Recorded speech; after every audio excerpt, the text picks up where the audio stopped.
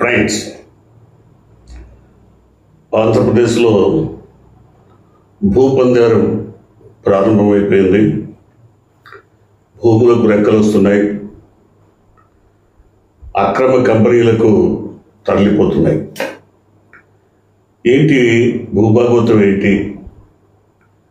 పేదల కన్నీళ్లు కష్టాలు తుడుస్తామని, సంపద సృష్టిస్తామని, పేదలందరినీ కోటీశ్వరులను చేస్తానని ఒక్కసారి మీరు ఇంకా ఏడాది కాకముందే గత ఎన్నికల సందర్భంగా కూటమి నాయకులు చేసిన వాగ్దానాల ప్రకంపనలు ఇంకా వినపడుతూనే ఉన్నాయి.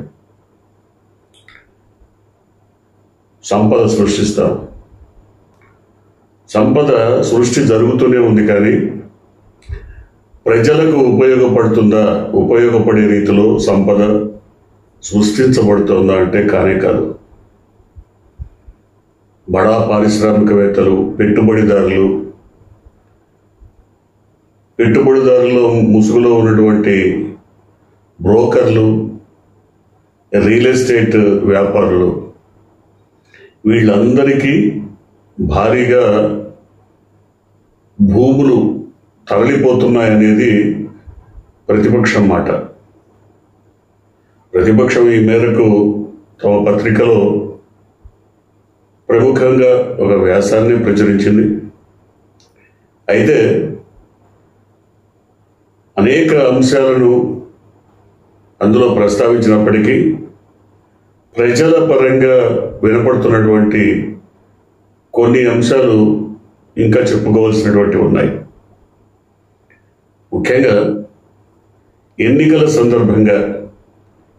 ప్రచార సందర్భంగా 2024 ఎన్నికల ప్రచార సందర్భంగా ఎక్కడెక్కడి నుంచో రెక్కలు కట్టుకొని వచ్చి ఆస్ట్రేలియా, అమెరికా, న్యూజిలాండ్, ఇతర దేశాల నుంచి వచ్చి కూటమి నేతల కోసం ప్రచారం చేసినటువంటి వాళ్ళ వీడియోస్ ఇప్పటికి కూడా యూట్యూబ్లో ఉన్నాయి. వాళ్ళు ఏం చెప్పారు? నయానా భయానా వినకపోతే ఒక్కొక్కడికి 2-3 లక్షలు పారేసైనా సరే ఓట్లు కొనేయండి, కొనేద్దాం, మనం సిద్ధంగా, మనం గెలిపించుకోవాలి మన పచ్చ పార్టీని, దాని అనుబంధ తోక పార్టీలను. సరే, ఎందుకు ఇంతగా తెగించి మాట్లాడారు? ఏంటి వీళ్ళ ధైర్యం? ఏంటి ఇంత 100,000 కోట్లు తగలేసైనా సరే గెలిపించుకోవాలన్నటువంటి ఆతృత ఏంటి అంటే, ఒక తెగింపు ఉన్నటువంటి నాయకుడు దోపిడీలో కానీ, దొంగతనంలో కానీ, మోసంలో కానీ, వంచనలో కానీ, దగా చేయటంలో కానీ నేర్పు తెగింపు ఉన్నటువంటి నాయకుడు గనక కనుమరుగైతే మళ్ళీ ఇటువంటి అవకాశం దక్కదు. కాబట్టి ఆయన ఉన్న కాలంలోనే మనం ఏదో ఒకటి తెగించి కొంత పెట్టుబడి పెట్టి దానికి 10 రెట్లు లాభాలు ఆర్జించాలి. అది ఎలా సాధ్యం? ఎన్నికల కోసం వాళ్ళు ఇంత ఖర్చు పెడతారు, ఖర్చు అంతా కూడా ఆ పార్టీలకు చూపిస్తారు. చూపించిన తర్వాత, గెలిచిన తర్వాత వాటిని రాబట్టుకోవడానికి ఒక భారీ స్కెచ్ ఉంటుంది. అందులో ప్రభుత్వం కాంట్రాక్ట్ల రూపంలో ఇవ్వాలి, ప్రభుత్వ భూముల రూపంలో అయినా ఇవ్వాలి. ప్రభుత్వ భూముల్ని కారు చౌకగా కట్టబెట్టడానికి అనేక రకాల మార్గాలు అన్వేషిస్తారు. అంటే ఉదాహరణకి నిన్న మనం మాట్లాడుకున్నాం, 99 పైసలకే ఎకరం చొప్పున ఏదో 21 ఎకరాలు టీసీఎస్కి ఇచ్చారు. టీసీఎస్ అడుక్కు తింటున్నదా? లక్షల కోట్లు రిజర్వ్ మూలుగుతున్నటువంటి పరిస్థితి. దానికి 99 పైసలకే ఎందుకు ఇవ్వాలండి టీసీఎస్కి? ఏం డబ్బు తక్కువైందనే? అడుక్కు తింటున్నదనే? మీరు ప్రోత్సహించాలనుకుంటే ఇతర ఇన్సెంటివ్స్ ఇవ్వండి.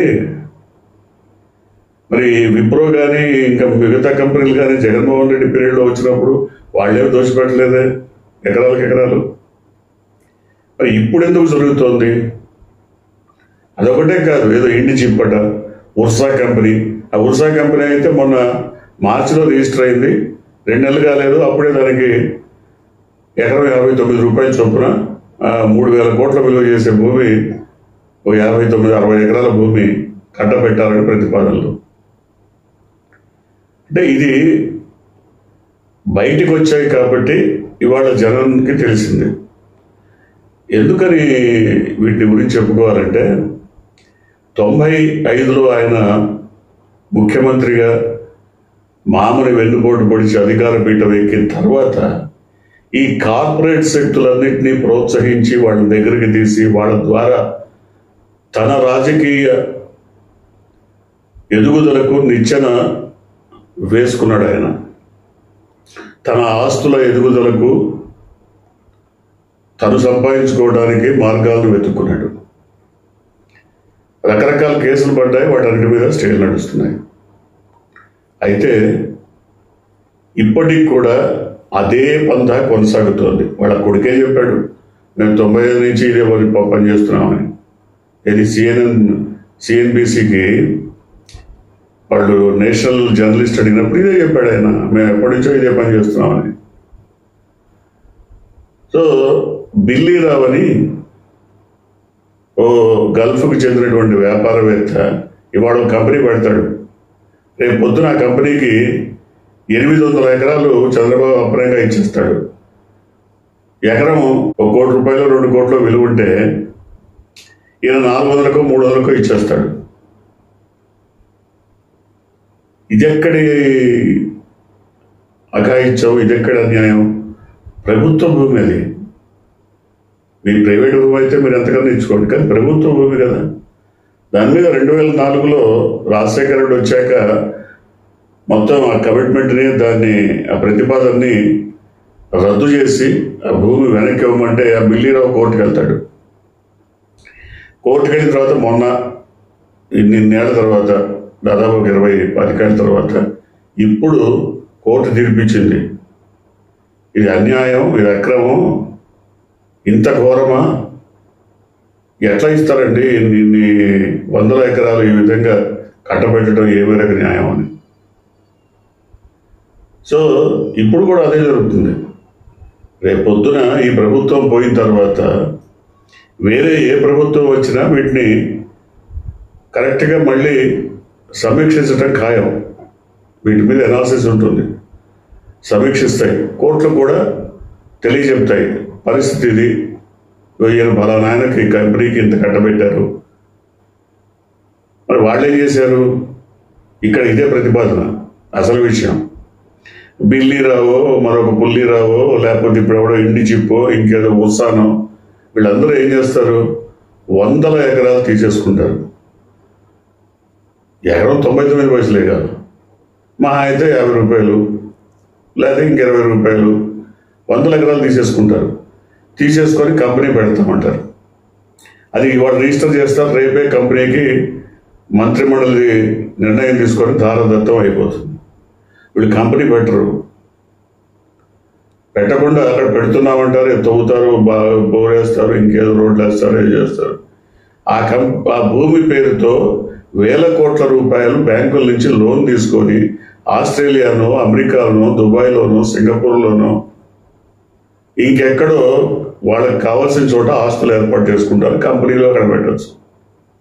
ఆ కంపెనీ లేదా అక్కడ ఆస్తులు విలువ పెరిగేలోపు ఇక్కడ ఈ భూమి విలువ కూడా పెరుగుతుంది. అప్పుడు రియల్ ఎస్టేట్ చేస్తారు దాన్ని. వైజాగ్లో రియల్ ఎస్టేట్ ఫలానా ఎవరో సుబ్బయ్యో, వెంకయ్యో, పుల్లయ్యో, మరి చౌదరి గారు ఎవరో ఒక రియల్ ఎస్టేట్ వ్యాపారి కొత్త అవతారంతో ముందుకు వస్తాడు. ఈ 200 ఎకరాలు 300 ఎకరాలు ఎకరం 99 పైసలకో 34 పైసలకో తీసుకున్నటువంటిది రియల్ ఎస్టేట్గా మారిపోతుంది. 1,000 కోట్ల రూపాయలు ఆదాయం వస్తుంది. అక్కడ ఆ కంపెనీ మిగులుతుంది, ఇక్కడ 1,000 కోట్లు వస్తాయి. మరి వీళ్ళకేమొస్తాయి? కేటాయించిన వాళ్ళకి ఇదే కదా. ఇది ఏమీ రాకుండా ఎందుకు కేటాయించాలండి? కానీ వాడు ప్రజల్లో ఎవరిని అడిగినా, అక్షర జ్ఞానం లేని వాడిని అడిగినా సరే ఈ మొత్తం మొదలకు వాళ్ళు స్పష్టంగా చెప్పేస్తున్నారు. ఏంటి కేటాయింపు? ఎందుకు వీళ్ళు కేటాయిస్తున్నారంటే వీళ్ళకి అక్కడ కంపెనీల్లోనూ వాటాలు వస్తాయి, ఇక్కడ రేపొద్దున రియల్ ఎస్టేట్ చేసి మరి అమ్ముకునేటప్పుడు కూడా వీళ్ళ పర్సంటేజ్ వీళ్ళకు ఉంటుంది 30%, 40%, 50%. సో సంపద సృష్టి ఎంత బాగుంది కదా. వాళ్ళ 25-30 సంవత్సరాల పైన దాదాపు 30-35 ఏళ్ళు జర్నలిస్ట్గా చేసిన నాలాంటి వాళ్ళు ఒక 100-150 గజాలు కొనుక్కొని ఒక చిన్న ఇల్లు కట్టుకోలేనటువంటి స్థితి. 35-40 ఏళ్ళు ఉద్యోగం చేసి కూడా ఒక చిన్న ఇల్లు కట్టుకోలేనటువంటి పరిస్థితి. మరి ఈయన 2 ఎకరాల ఆస్తితో ఆయన అంటాడు ఒక మీటింగ్లో, ఎవడికి కావాలని 500 కోట్లు, నా దగ్గర 1,00,000 కోట్లు ఉంది అంటాడు. ఆ మీటింగు కటింగ్స్ ఉన్నాయి, వీడియోస్ ఇప్పటికి కూడా ఉన్నాయి, తిరుగుతున్నాయి యూట్యూబ్లో. ఎక్కడి నుంచి వచ్చింది 1,00,000 కోట్లు? ఆయన భార్య అంటుంది, మాకంత కర్మేం పట్టలేదు, ఏదో 403 కోట్లు 300 కోట్ల కోసం దేవరించాల్సిందే, హెరిటేజ్లో 2% అమ్మితే 1000 కోట్లు వస్తున్నాయని. సో ఎక్కడి నుంచి వచ్చింది ఈ సంపద అంతా? ఇప్పుడు క్లియర్గా అర్థమైపోతుంది. ఈ కేటాయింపులన్నీ చూసిన తర్వాత క్లియర్గా అర్థమైపోతుంది ఎక్కడి నుంచి వస్తుంది సంపద, ఎవరి ద్వారా వస్తుంది. ఉదాహరణకు ఏ మెగానో లేకపోతే ఏ నవయుగానో లేకపోతే ఎల్ఎన్టీనో ఏదో కంపెనీకి 10,000 కోట్లతో 20,000 కోట్లతో కాంట్రాక్ట్ ఇచ్చాము. వాళ్ళు ఒక ఇల్లు కట్టి పెడతారు హైదరాబాద్లో, సుందరమైన ప్యాలెస్ 500 కోట్లతోనో 600 కోట్లతోనో. Simple calculation. అంటే వీటికి ఎక్కడ ఆధారాలు ఉండవు. ఆయన ఫ్లోర్ ఆఫ్ ది అసెంబ్లీ చెప్తాడు, నేను ఎక్కడ లీగల్గా దొరకను, ఎవడు తల్లకిందులుగా తప్ప చేసినా లీగల్గా దొరకను, చేస్తా అన్ని, చేసేవన్నీ చేస్తా, కానీ లీగల్గా దొరకను. సో ఇంత గట్టిగా చెప్పగలుగుతున్నారు అంటే ఇలాంటి వ్యూహాలన్నీ మరి అమలుపరచగల గుండె ధైర్యం ఉన్నటువంటి వ్యక్తి కావాలి. సో ఆ వ్యక్తిని మనం పోగొట్టుకుంటే మళ్ళీ కష్టం. కాబట్టి అమెరికా నుంచో, ఆస్ట్రేలియా నుంచో, న్యూజిలాండ్ నుంచో, లేకపోతే ఇంకో జింబాబ్వే నుంచో, ఎక్కడి నుంచో మొత్తం ఊడిపడి వాళ్ళందరూ మరి ఇంత 100,000 కోట్లు ఖర్చు పెట్టి ఎందుకు ఎన్నికల్లో గెలిపించుకున్నారు అంటే ఇది ఇప్పుడు అర్థమైపోతుంది. వాళ్ళకి కట్టబెట్టేటువంటి 100,000 ఎకరాల భూములు దాదాపుగా రియల్ ఎస్టేట్ మారిపోతాయి. ఒక 5 ఏళ్ళ తర్వాత 10 ఏళ్ళ తర్వాత రియల్ ఎస్టేట్గా రూపాంతరం చెందుతాయి, 1,000 కోట్ల రూపాయలకు అమ్ముడుపోతాయి. సో ఇవాళ వేసినటువంటి బీజం 5 ఏళ్లకో 10 ఏళ్లకో అది వటవృక్షమై ఫలాన్ని ఇస్తుంది. ఆయన చంద్రబాబు ఇదే చెప్తాడు. ఉదాహరణకు ఆయన మాట్లాడినాడు,